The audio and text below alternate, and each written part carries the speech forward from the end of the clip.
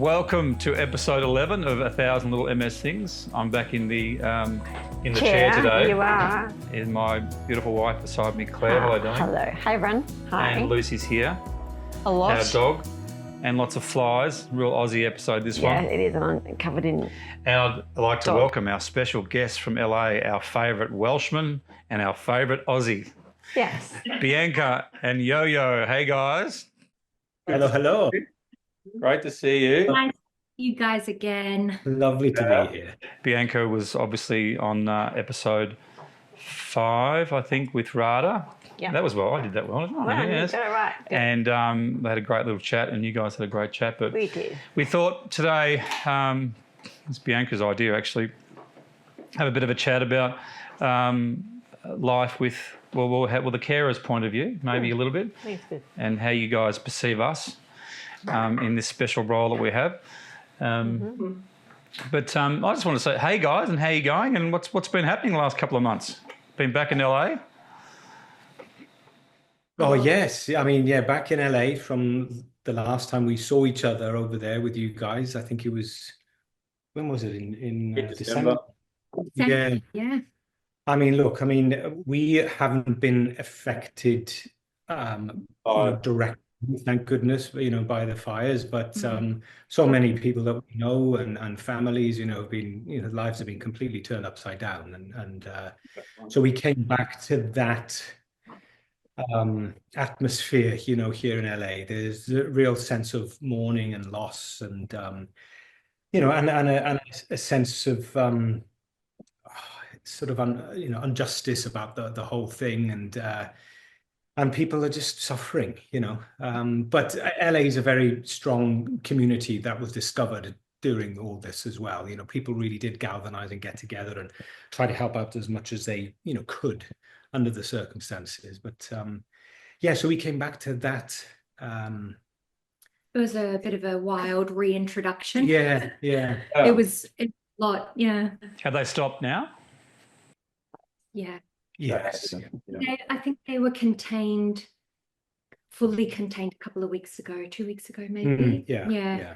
But it was totally devastating to arrive back from, we were so, as you guys saw, we were in such great spirits in Australia because it's Australia and everyone's so beautiful and welcoming.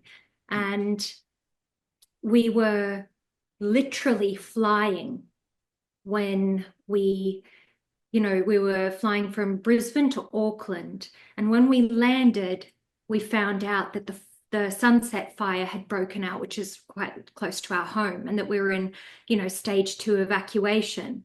So we landed in Auckland to absolute chaos. We've got messages flying in from everybody going, what's going on? And we're going, do we contact people? What do we do? How do we even deal with this right now? So it was just like our reintroduction was wild. It was huge over here in the press over here. It was massive. The coverage, because we have Australia, we were on fire half the time as well. So we've got that connection with California. We send people there to help. And we send a little few people over there as well. So, yeah, but look, today I just talking about the carers. we're the reasonably important people. You are critical. Yes, you are. But what is a carer?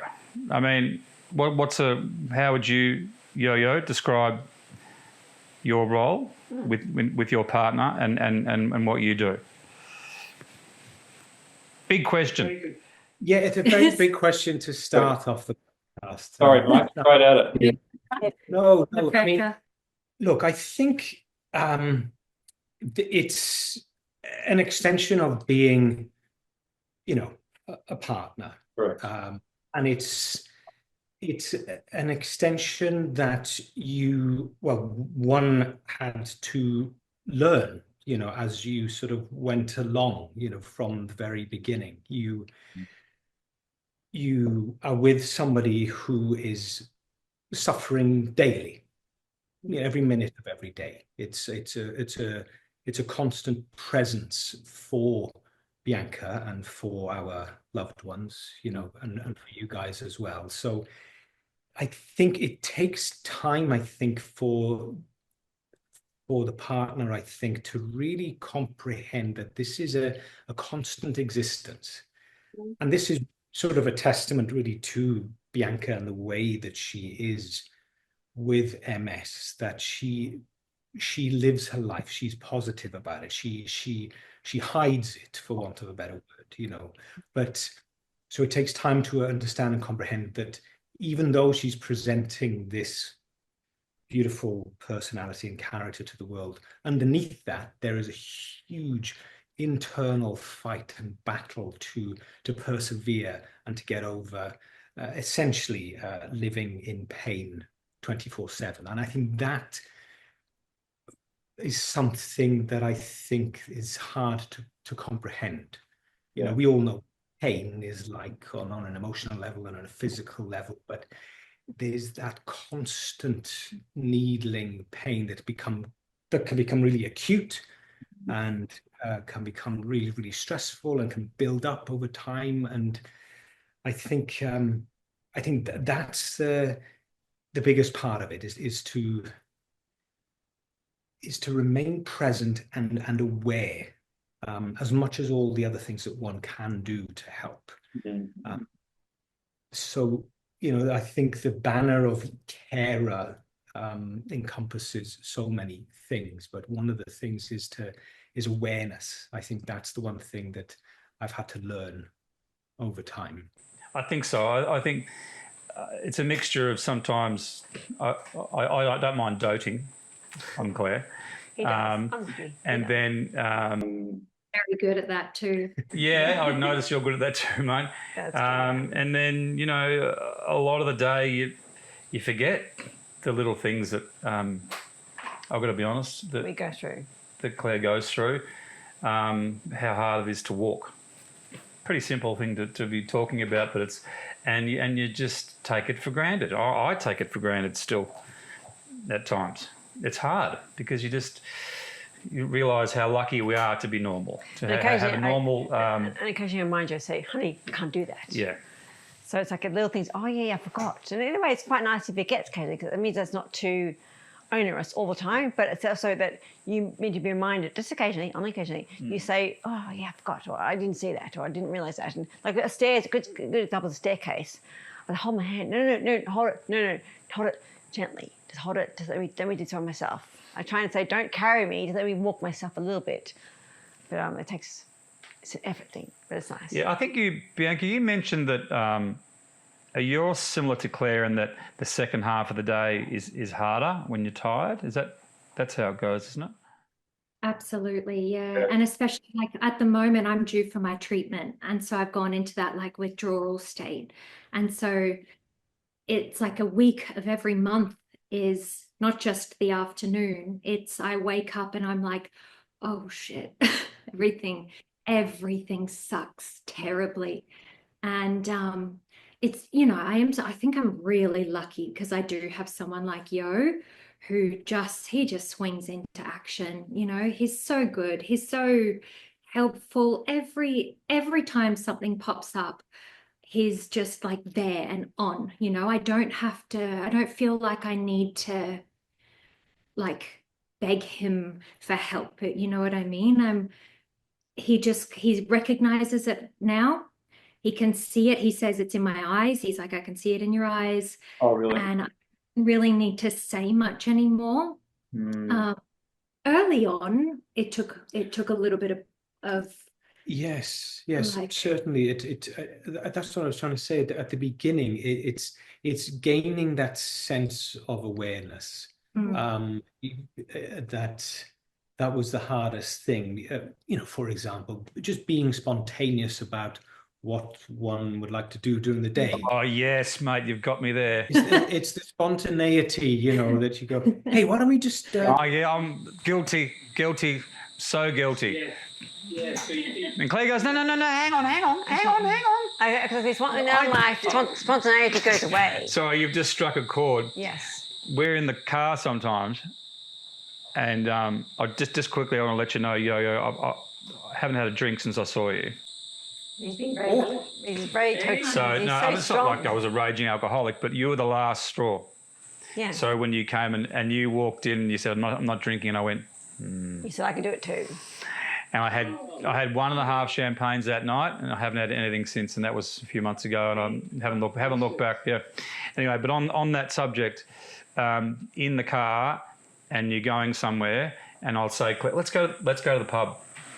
Let's go out to dinner, and she's not prepared. I said, no, you can't just bring it on me. I can't just do things like that. I can't be warned to be prepared and have everything organised. I can't just be ad hoc. I'll go here. I can't do that. Those days are over. I keep doing it. And I kept saying, honey, not right away. I can go vegetarian, not right now. So sorry, mate, I interrupted you. Being spontaneous is of such a privilege. Luxury. You know, Yes, it is. such a privilege, and it's something I used to love to be. And as Yo has said, and as you've just said, it just doesn't exist in my world anymore, and you take it for granted, you know. So I can imagine that you, John, and you, Yo, would miss that aspect of of life. Yeah, it's interesting. It's I don't think you miss it. I think you become one. You become a team. You become a unit, and over time, by osmosis, you start to almost think in the same way. I mean, obviously, you have your moments of weaknesses, or you get carried away, but I think over time you realize, so you can preempt those spontaneous thoughts, and you start to think in the same way. You start to go, okay, well, there's this thing that we would like to do this weekend or this event. And phrase it that way too. But this thing, we won't do that. You have to then, B has taught me that she has to physically prepare, mentally and physically for that event. So you can't put anything the day after the event or even the day after that. You've got to, especially if it's a late night evening. The next day is wrecked. So you start, so you start to think in those terms. You go, okay, right. So if we're going to aim to do this, then these other things, I need to take care of myself and get those out of the way, or whatever, the errands or whatever it is, so we can have respite then before that event that evening and the next day, but over time, it just becomes part of you.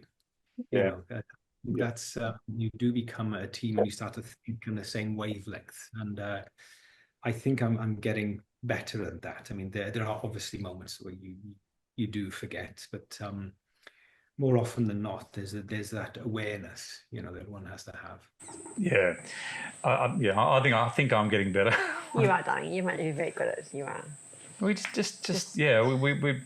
It's hard. Yeah, so. God, I think it's really natural to just be forgetful in certain moments.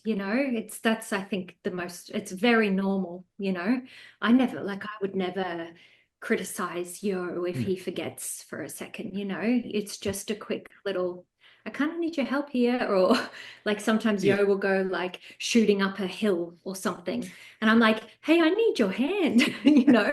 I'm like, I can't get up there by myself.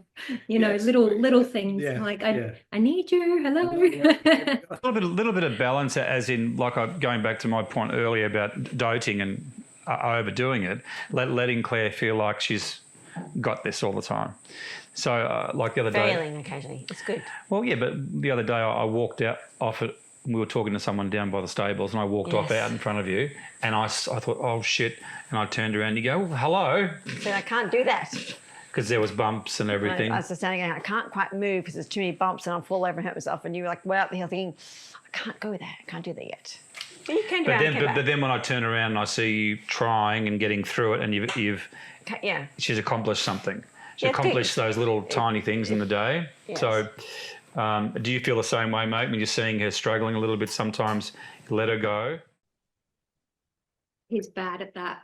That's what took him a bit long to answer. Okay. That's something.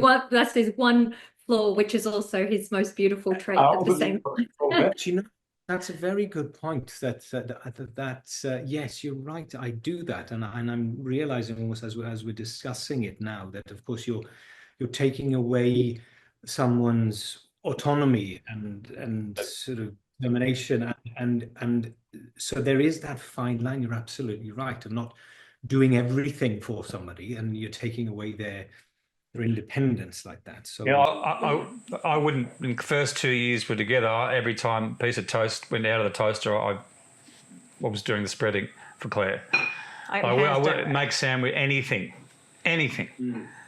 And in the kitchen, I just did. Now I don't even go in the kitchen. No, you don't. Because I do that. But I can make toast is not so pretty, but I make it my way, and it's okay. No, but because of, you guys know, we moved out of the city and we're here. It's a change of lifestyle, so all of a sudden you just don't feel that pressure.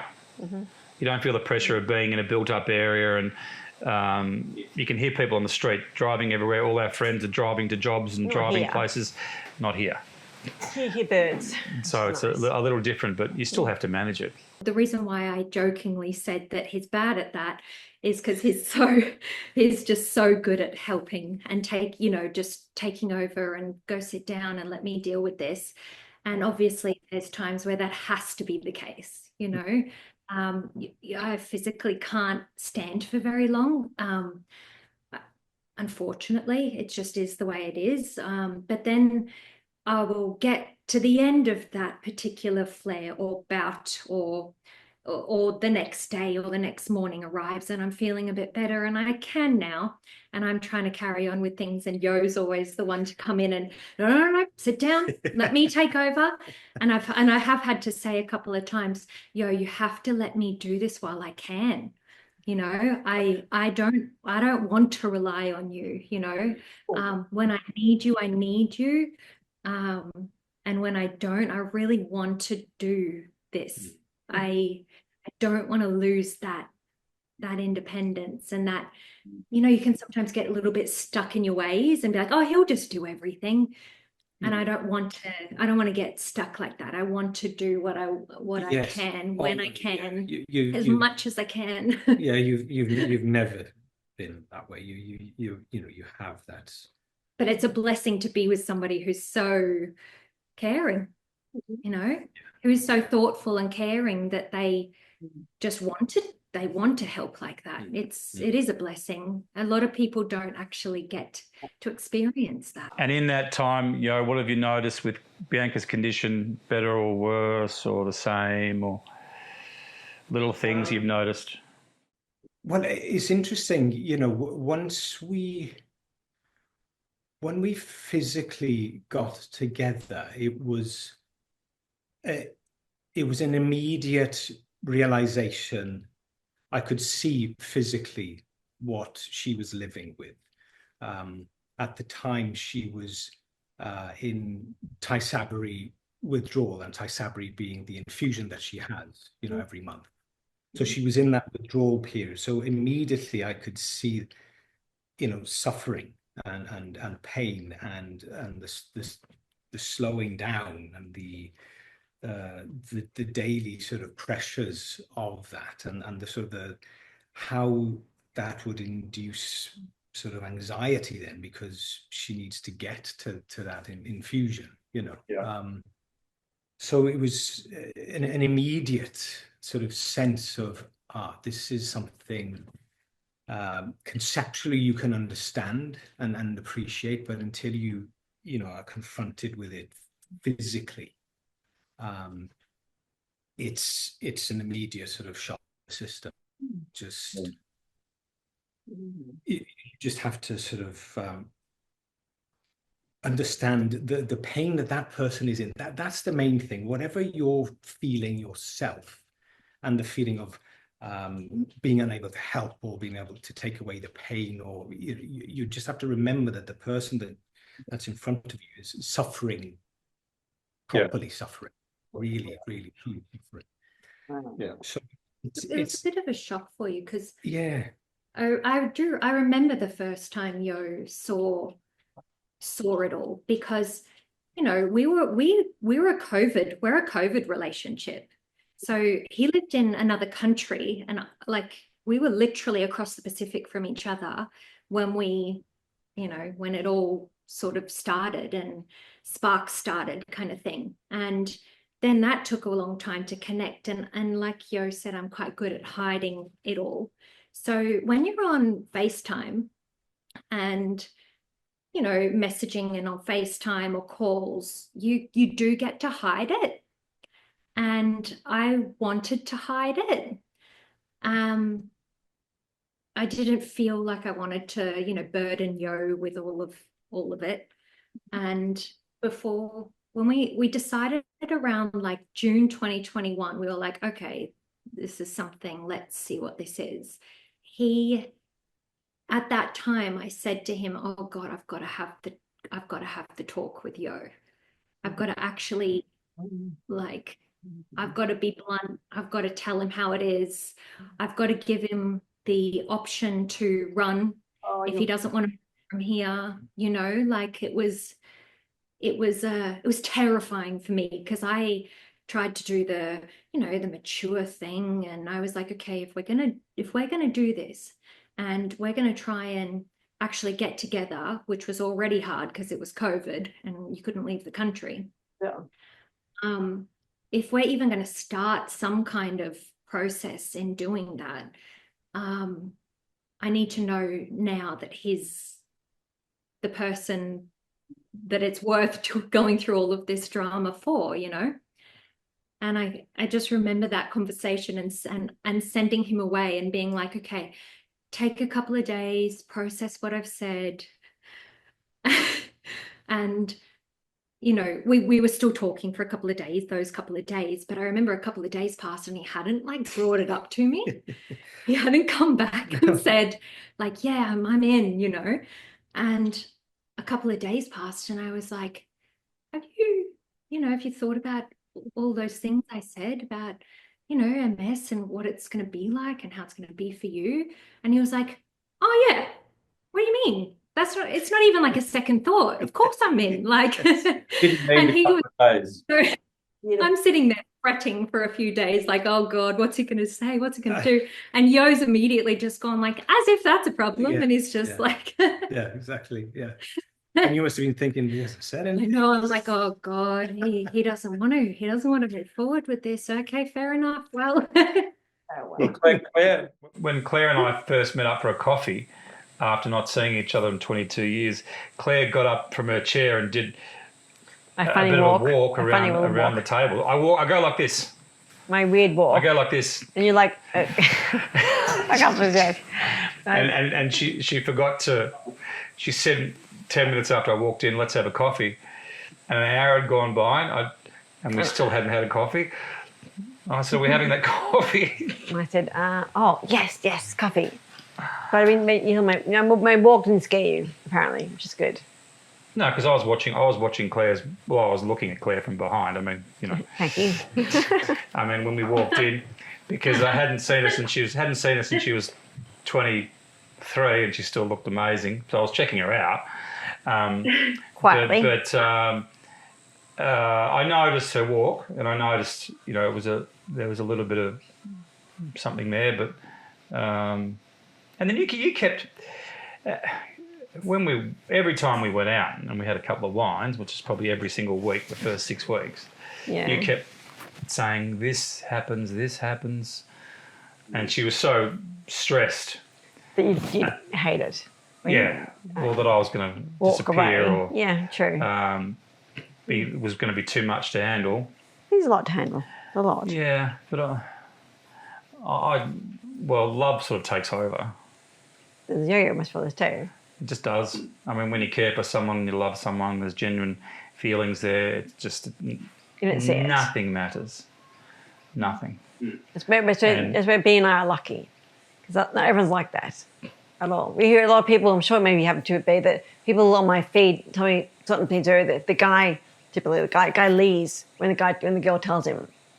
And I think it's so that's pretty disgraceful. horrible. The guys say MSR, I can't do that. But then there was never. How weak are you? But it's never genuine. Then it's never. It didn't start well. It can't be that deep at all. I agree. I had bad, terrible experiences with it, which is why I was so scared when I had that conversation with Yo. You know, because I had been consciously sort of hiding how bad it all was, and you know, as I spoke about in our episode 5, you know, my marriage just did not survive the MS diagnosis, and it was brutal. It was absolutely brutal.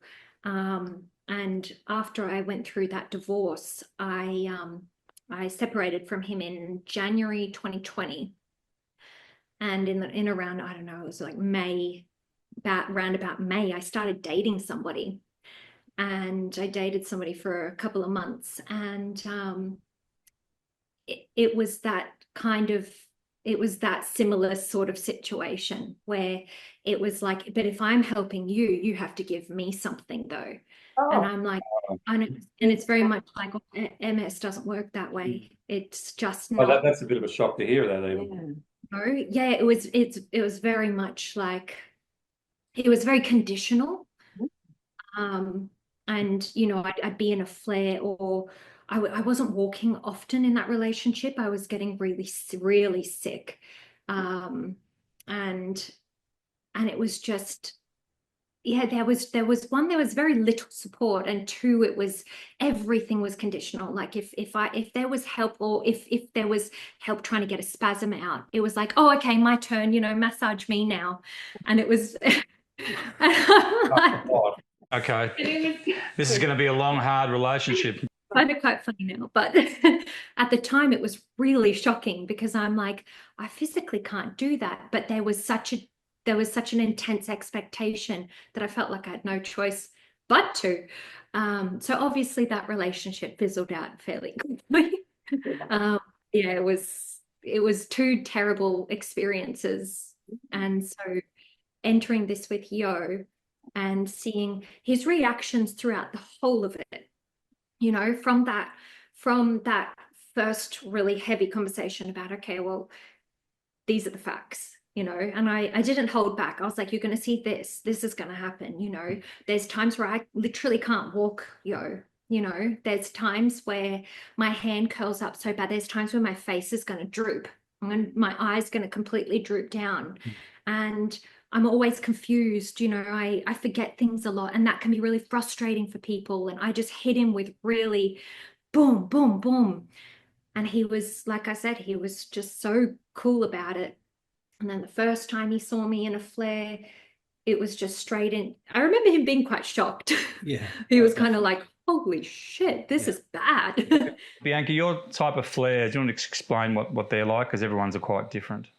Yeah, my flaring is, it can be a number of things. It's the exacerbation of the symptoms that are already there, as opposed to an attack, which is new symptoms that come in. So the flaring for me, oh God, the list is pretty long. You don't have to go into it if you don't want to.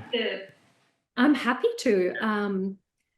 It's so I can lose my walk. I can lose my right leg goes. My hand goes. It just never recovered, you know. I can go blind in my left eye. My eye droops as well. I had the optic nerve attack. And one of the main flares that present for me is spasming in my left shoulder and into my neck and head. And that's my like 10 out of 10 pain flare. Where that hits, for some reason, that area, I'm absolutely and completely debilitated. I can barely even talk. I start to black out. I literally start to like faint and black out. And that gets pretty scary. So that's probably like my worst one would be that. The next terrible one is when my leg goes, and I go through, well, anywhere from 1 day to 2 weeks of my leg being just a terrible burden, you know. And that presents in a lot of different ways, my right leg, because the nerve in the left side of my brain that controls the right side of my body, that whole nerve was attacked, the entirety of it. The whole of my right side is damaged. And so, you know, everything from my jaw to my shoulder to my foot, you know. And that can present in so many different ways. It could just be like down the back of my leg goes into a full spasm where it just locks and I can't move it, or it goes into a spasm and it hoists my leg up, and so it's sort of like yanked up and I can't straighten it, all the way through to losing my motor skills and my foot flipping and yeah, so those are my two worst flares. When they hit, they can get pretty bad. Yeah, that's a lot. I mean, I think you've been pretty lucky not to have any sort of flares, really. You had your flares quite a while ago. Yeah, big ones. They're hospital ones. They're hospital weeks. Do you have flares? Yeah, and I think, I mean, are you going to stay on Tysabri at the moment? Yeah. Tysabri B? Is that the plan? It's the plan. I just find over time it's getting really difficult to be on, in the sense that, you know, this week before I'm due is really, really difficult. And it's like, you know, losing a whole week of the month is rough. And I'm also a lady, and I have other monthly issues that come into play and affect MS as well. So you've got that time of the month that every woman deals with, but that also really affects my MS quite badly, especially my leg and my hips. And then I've got the week before Tysabri, and unfortunately it never coincides. So, you know, there's sort of like half a month. I complain all the time to Yo about this. All the time. I'm like, oh, it's just like being a woman shit, being this Tysabri shit. I'm like, oh, I just can't catch a break each month. I've kind of got like 2 weeks of a month where it's, you know, okay. Yeah. I was going to mention this earlier, but when we were talking about the carers and we spoke about this before the show, about feeling appreciated. And I do. Oh, and okay. Yeah, it's just that when Claire goes into the kitchen and she makes something for dinner, and I see when she's tired and when it's hard for her. I try. Yeah, I can see that you're trying. I don't do a very good job, but I try. I can see you trying, and I feel appreciated, because you always sort of say to me, you know, I love you and thank you for being with me, and I thank you for being alive, and don't leave. No, don't die. That's a good one too.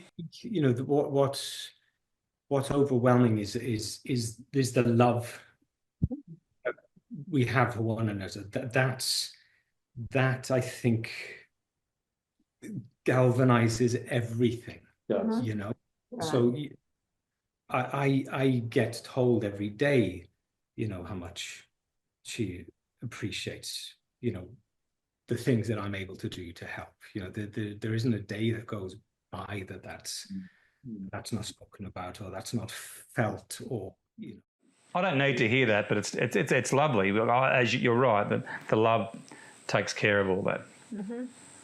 Yeah, I think that's and I think that's the overriding, you know, factor with everything, that you're seeing somebody that you can't help sometimes in the moment, and I think that's something that becomes overwhelming, is that you wish that you could just take that away. That's something you struggle with a lot. I do struggle with it a lot. I wish I could just give me that issue. Just right now. Give me this.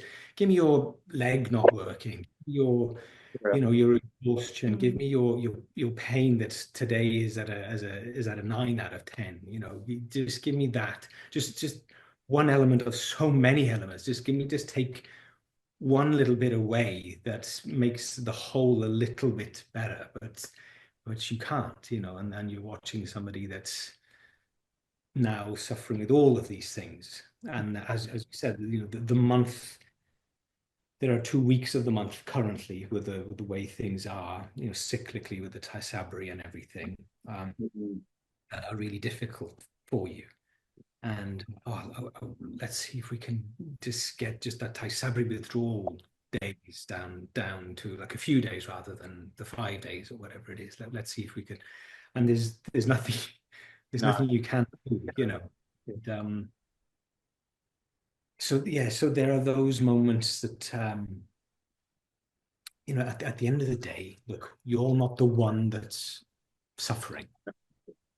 You know, B is the one that's genuinely suffering here. Yeah, and we don't actually know how they're feeling. You can't, and so we go through our days together, and we're husband and wife, and I'm your carer. I hate that word. And like I said before, you forget. We don't know how she's feeling. I don't know, and I'm never going to know, and that's frustrating. Guess. That's frustrating. I know that. I mean, I think we have a pretty good. I mean, we hang out all day together. We do. It's a little bit different. We do. I mean, you guys spend a fair bit of time together too, don't you? Yeah. Yeah, well, we're together for everything, really. Yeah, we are. Yeah, and I think that comes from that sense of unity that has become part We of really it, like you know. being together. Yes. Well, you have to. I'm glad. I agree. You have to. I don't think I've ever not enjoyed being around No, Yo. no, So it's yeah. like that actually, It's rare. technically, that helps the MS too, because being happy and enjoying life is just, you know, it changes things. It just makes the difficult a little bit more pleasant in some tiny little way. And so being with someone who you genuinely love and you genuinely want to be around and you love hanging with, like my favorite thing on the planet is to just lay in bed with Yo and just hang and chat and watch movies. Yeah, I think we're the same. You know, We're the same. That's just the best. To me, that means everything. Yeah. And that's, you know, and obviously you'd go and do things, and that's that. But there's little things that are just so important and so beautiful in those smaller moments, or cooking together, or you know, or if I can't cook, I just at least sit there and I chat with him while he's doing that. And those are the moments that just they mean so much. Yeah, guaranteed. Claire likes chatting, so I chat a lot. Yes. we make sure we. Oh, you've seen our kitchen now, and we look out over the property in the mornings and on that table in the kitchen and have a coffee or two. And Claire chats for most of that, 45 minutes. I do. That's my download. Yeah, it is. Download whatever. But it's irrelevant, but I do that. Yes. And Claire's very busy in the morning organising cats and dogs and chickens. So I just sit and I actually well, that's Claire's peak time of the day when she's feeling 100%. So like I sit there like a king. Don't worry, I enjoy it. I get a coffee brought to me, and so energy. I can give you coffee things then. I can do that. Well, I help you use that up. Energy. Yes. That's very good, John. It's very good.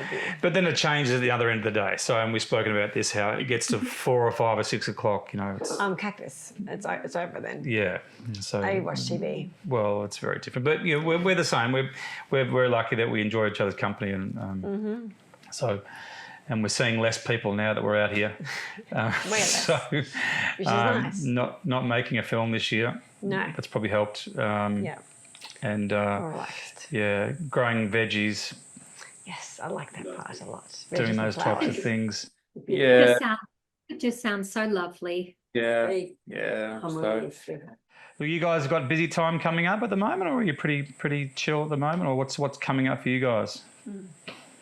You don't have to announce any projects. Yeah, not much at the moment. It's nothing that's like confirmed or nothing, you know, but always working, you know. I write, so I'm been back and forth on my MS script, which is exciting. Yeah. But you know, all the back and forths between everybody means you know, a lot of editing, a lot of work, a lot of bits and pieces, very time consuming. So my focus is on that right now. It's to get that locked and ready, like filming ready, basically. And what about, I think we touched on this last time, Bianca, when you're on the podcast, friendship groups and how they react to your condition. I don't remember what we said, but I think I had a few things to say about it. But can you sort of touch on where it is at the moment and how that is with friends with how they are with your condition? Yeah, I've kind of managed to weed out The duds. yeah, exactly. And to be fair, I don't have too many weeds. Lots of my friends are lifelong friends. My friends I've been friends with since primary school and like starting high school. And so all of my girls there have just been beautiful, supportive. But, unfortunately, we live in a different country to each other. So when I was in Australia, I had a lot of I didn't have a lot of friends that lived in Brisbane any longer. They'd moved and they were here, there, and everywhere, which just happens as you get older. But I was always checked in on. They're always there to, just to remind me that they're thinking about me, which was beautiful. And the friends I did have around Brisbane, they're there, but people are busy, so it's not like I could rely on so many of my friends to just drop everything and help me. People have children, people work, people have kids, it's not as simple as that. But here in LA, I've got a really nice, I've definitely managed to use my discernment with people over here, especially. And I've got a really lovely group of friends that are just so understanding. Yeah. I don't feel like a burden if I have to cancel a plan. I don't feel like I'm in trouble, if that makes sense. Which, you kind of go through the people that make you feel that way and who turn their nose up at you. I remember I cancelled on one of my friends like 3 times in a row. There was nothing I could do about that. I wish I didn't have to, but MS is a beast at the best of times. And it was what it was, and that really put a spanner in our friendship. It felt, I felt in trouble. I felt it that, there was that energy shift between us came in. And after that, you sort of have to tell yourself, I don't need people. I don't need someone who's going to make me feel this way, because you need people who know that you love them and that you want to see them, and that I'm not making this decision because I'm trying to get out of seeing you. I'd love to see you. This is about the fact that I physically can't do this, and some people just don't get that, or it's normal. It can be normal for people to feel that way, but then that's when they need to come in and use their understanding and love and compassion, which is that I know this person, I know she's just not well, and there's that has to come into play. I think everything's really two-way with MS, it does affect everybody, even friends. If someone's gone out of their way to book you into their schedule months in advance because they're busy and you have to cancel the day before or the day of, I've also got to have some understanding that might piss someone off. And I do, and I'm very, very aware of that. Yeah, well, we have the same thing with when Claire has to meet someone.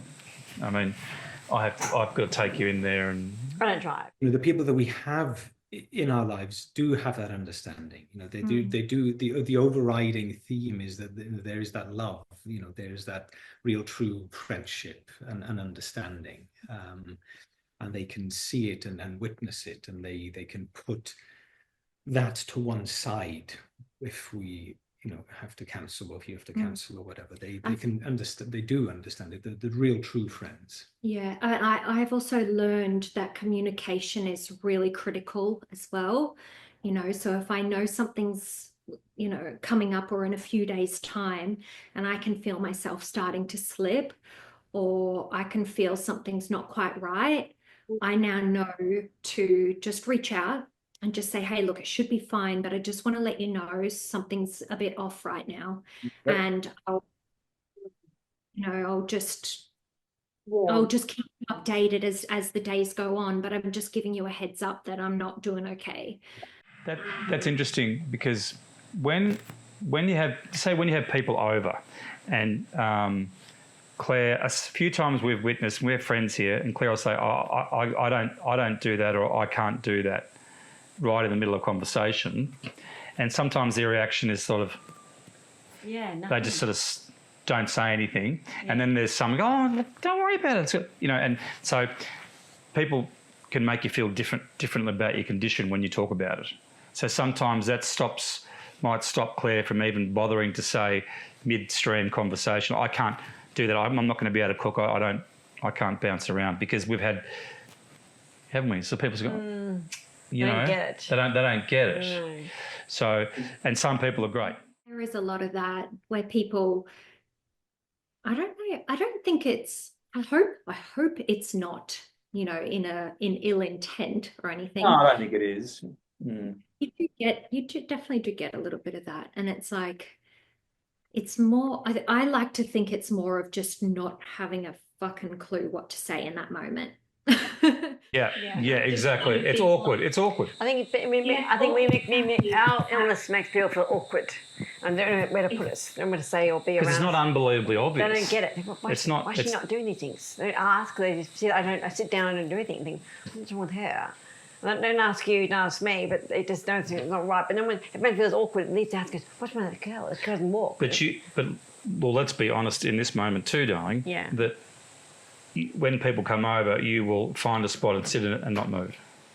Well, a lot. Well, no, because you don't want to get up. Because I get up and I fall over, and it's embarrassing. No, we can say that. It's okay. I know we can. Yes, you can. Oh, yes. We'll make sure that Claire's in a comfortable spot. I can't never move. And just when you. That's and I think as you said, Claire, that which is very generous, because if I go back to the beginning, that when you're confronted by it, when you're a stranger to it, I can appreciate that some people would have that reaction. Yeah. And it's not necessarily a reaction of being unkind. They're trying to process what it is, and they're afraid to ask, what do you mean by that? So much better when they say something. Yeah, because people don't though. People are being very polite and they don't say anything, which is worse. But they don't ask questions. Why she sit down all the time? No one says that ever. But I look lazy. I'm not lazy, but it looks like can't bother getting up. And it's not that at all. So just thinking, she's weird, she doesn't get up. It trains you, like as the person with the illness and MS, because I'm the same. I'll if we're somewhere or something's going on, I sit myself there and I pretty much don't move because it's easier that way. Yes. But when you get those kind of responses and reactions, it just trains you as the patient to feel like, what's the word? You sort of feel like, and it trains you to not want to say anything, and it trains you to want to force yourself to do things that you don't quite feel capable of. Mm-hmm. And you sort of feel this pressure suddenly of, I better go do this because these people are making me feel kind of uncomfortable right now because they're not understanding. And whereas an open stream of communication would change all of that, and it doesn't need to be this big elaborate conversation and go into years of history, but just that, like, what's going on? How come you can't get up today? Or, I'm not offended by questions like that. I'm not sure if fair questions. I prefer it. They're great questions, and it's like, thank you for asking. I'm actually not feeling really well today. Now the MS patient feels a lot safer with everybody. Like, oh, okay, we can breathe. Everybody knows what's going on. And Yes. Yeah, that's well So I said. have to wear these t-shirts. I wear these t-shirts a lot so that people go, oh, It that's says for people, not everyone Can't really with see it very well. a disability is in a wheelchair. This is a great t-shirt because it shows that Don't people. judge what you don't know. Yeah, exactly. I wish I could get more of these because it shows that people to know that she's sitting down all the time. Maybe she's sick. Yes. She's not lazy. She's sick. Okay. It's like a awareness they learn. But the hidden part of it is frustrating. Mm-hmm. I think it's for all of us, really. I remember about a year ago, just over a year ago, we were at Universal Studios. Yo's brother was visiting, and what I didn't know is that we'd contracted COVID, but we didn't know at this time. And so as we were at Universal, my body completely crumbled on me. My legs went, everything went, and it was just hideous. And I left Yo and his brother in a line for a ride of some sort, and I said, I have to go and get help. I'm going to see if I can get someone to help me, like if I can get a walking stick or a wheelchair or something that can help, because otherwise I'm not going to be able to do this, and I don't want to let you guys down. And so, I trekked up to the information area, and it was a guy. He was perfectly lovely, but he didn't believe me, and it was one of the first times that I felt like I wanted to launch myself over there, like launch myself across, because he was being lovely, but there was it was like his approach was nice, but he wasn't being kind. And he didn't believe me. And I remember him kind of smirking and laughing at me and sort of looking over and being like, looked me up and down like, oh. And I just remember thinking, oh, how dare you? I would never come for help if I didn't need it, And it was because I didn't look unwell. I didn't. I look like this. I'm not. I didn't take my walking stick, my little travel walking stick that day. I didn't expect anything to go wrong, but it did, and I needed help, and they wouldn't give it to me, and they just outright refused. And I remember I'm not very vocal about things. I hate confrontation. I would cry. I would just burst into tears if that happened to me. I'd just cry. Maybe they get me now. I prefer no confrontation. I'm not very good at it, and I tend to freak out and freeze a little bit. But it was one of the first times I really stood up for myself. And I remember saying something, and I said, you telling me that you're not going to help me? I said, I have MS. I have a disability. I really need help. And it was like, there's not much we can do. Sorry. And I just sort of walked away with my jaw on the floor, like, wow, I just feel so, I kind of felt embarrassed, which you shouldn't feel that way. You shouldn't be made to feel embarrassed for asking for help. And I really did feel that way. And I was so sad. I remember sending you a message and being like, you guys carry on. I'm just going to sit I'm at this bench outside of this shop. I'll just wait here for you guys. Yeah. I just sat there. It's a bit, I couldn't do anything. We were talking about this the other day, darling, about how, Bianca, do you like people to say to you, you look great, you must be feeling great, like completely sort of dismissing You're sick. Your condition? MS, yeah. You look so well. I hate the comment so much. You look so well. Yeah. See, Claire gets to you. I get really angry because I'm not well, because you can't see what's wrong. I look well, fine, whatever, but I'm not well. But that makes you really insulted each time. Really upsetting. Yeah. It just makes you feel like they're sort of disregarding They are. not validating. Yeah. Yeah. But there was one that ended up becoming the title to the movie that I wrote, and I used to get a lot. You're a ray of sunshine, wow. And they used to say this to me, and I used to fucking hate it. And the title of this script I wrote, A Ray of Sunshine, became the irony in that comment and how fucked up it made me feel.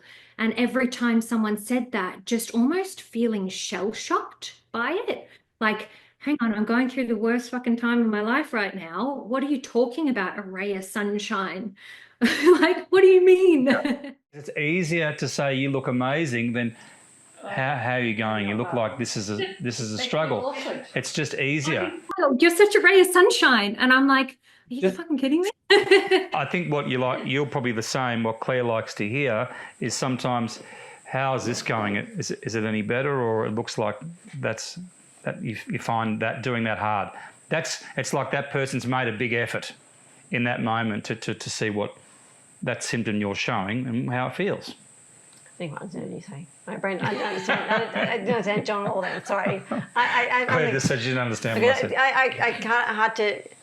This is my brain being a little bit dim, or just not. But I need to be placemated. Who says what? What I'm saying is, it's when if someone says that to you, I've completely lost my train of thought too. You think about how people feel, look sick, don't look sick. Yes. Yeah, you're saying that bad. Yeah. It's just a little bit of validation now and again is nice. I lost my thought to them. Well, it's just from anyone. I mean, Yes, you're right. Instead of just saying that all the time, because that's It's insulting. Because you say it to me, everyone's saying I look great. And I'm not great. And I think people. Yeah. I think people who know you actually I'll be trying to be really nice now. Though people who know you really well and don't support you enough. So you look so well today. I'm like, well, and they should know better. Yeah. You know what I'm talking about. People should know that you look well because you're trying really hard to look well, trying to look normal. It's people. I saw an article once. People said people at MS trying to look normal uses so much energy. Just to look normal, it takes so much energy. People have no idea. Yeah. To look normal, of course, it takes so much energy for us. Otherwise, people who are just normal, people who are healthy, look normal anyway. We have to do so much energy to looking normal. It's a challenge to do it. It is. So it is. It is. It really does. It kind of like knocks it out of you when you hear someone say that, especially when you're really not doing well, or if you've just come out of a period of just like fucking hell. Yes. Hearing that, it's not the kind statement that I think they're trying to do or say. It's really, it does really knock you over a little bit in that moment. It's ignorance too, if you really hate that part. But So, guys, when are we going to see you in Australia again? yeah. Soon. Yes. Yes. Hopefully. Yeah. Maybe. Yeah. By the end of the year? I think so. Yeah. Yeah, I think so. Yeah. Okay. Honey. Come back for another in-person chat. Yes, like we'd that, love to yes. see you. It'd be nice, Love to see you guys again. It Go was back fun to having you. that restaurant was really good. That Richard restaurant. It was a good Oh, restaurant, great food. that food was too good. It was so yum. Where you guys took us. What was the name of that place? I come with Yuli's. Big plug for Yuli's in Byron. Great food, vegetarian. I can still think about that food. Do you? Oh wow, I do too. We should go again. So good. It was so good. I think we had it helped that we had just such a lovely dinner together, That was enhanced by the best food ever. Be nice if we just go home and just cook like that every night. Oh no, can't do that. No. Yeah, the imagination, the creativity. Oh, it's phenomenal. So clever, wasn't it? Joe's been cooking up a storm lately. He has been making some chef's kiss food. Good to see you. Yeah. Look, I'm one of those people that can follow a recipe quite well. Don't ask me to be inventive or creative. Don't give me some ingredients and say, hey, rustle something up with these. If give me something specific to follow, I can turn my hand to that. That's good. Avocado and tomatoes on toast, darling. That's my life. I live on that toast. That's our specialty. Guys, it was so awesome to talk to you again today. Yeah, I'm glad you're so And thank So good. So nice, Thank guys. you. Yeah. Thank you for Thanks doing for it. And I think you've just frozen you there. guys. You're just so human. Thank you. You guys Thanks, guys. too. Great couple. And, Take care too. you know, you guys know a fair bit about what we're going through and You vice do. versa. So it's nice to talk to you. And we'll talk soon. Bye, guys.